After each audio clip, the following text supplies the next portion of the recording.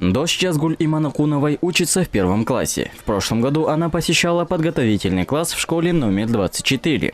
Родительница говорит, что она не против 12-летнего обучения в школе, но в том случае, если так называемый нулевой класс будет входить в этот срок.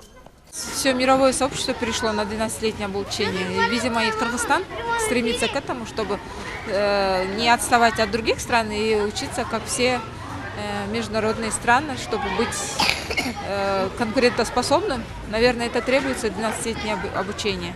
При переходе на 12-летнюю систему обучения возраст выпускников останется неизменным и будет составлять 17-18 лет, как и сейчас, а тот самый нулевой класс официально станет 1 классом.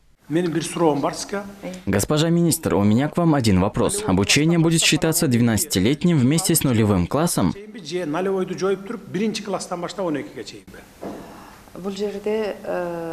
Возраст учеников не изменится, просто нулевой класс станет 1 классом.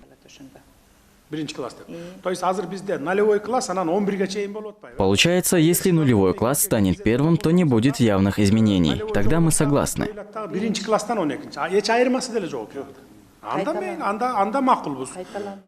В мире почти 130 стран используют 12-летнюю систему образования. Переход на нее может облегчить поступление наших студентов в зарубежные вузы, где завершение 12-летнего образования является обязательным условием.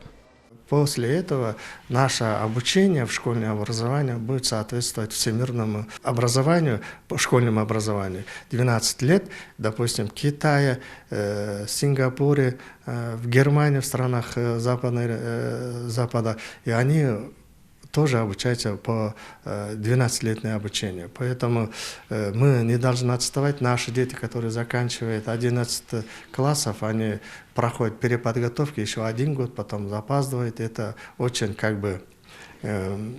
такое препятствие появляется.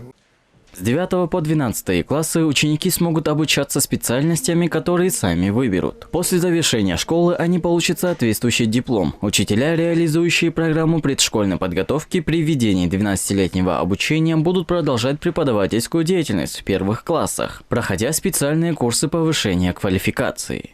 К осени, где-то до августа месяца, мы закончим электронный вариант учебников не только по всем предметам и по всем гуманитарным предметам, именно по структуре, по системе, кембриджской системе, но по новому содержанию.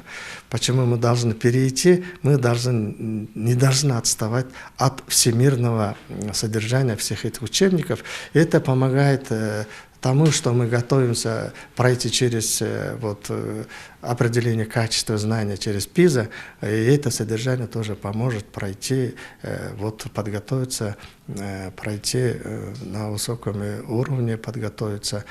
На очередном заседании Кабинета министров рассмотрели и одобрили распоряжение о модернизации структуры среднего общего образования. Жолдоргүл Шашевна өзүнүн командасы менен Эдил Жолдубаев болуп көрсөттү.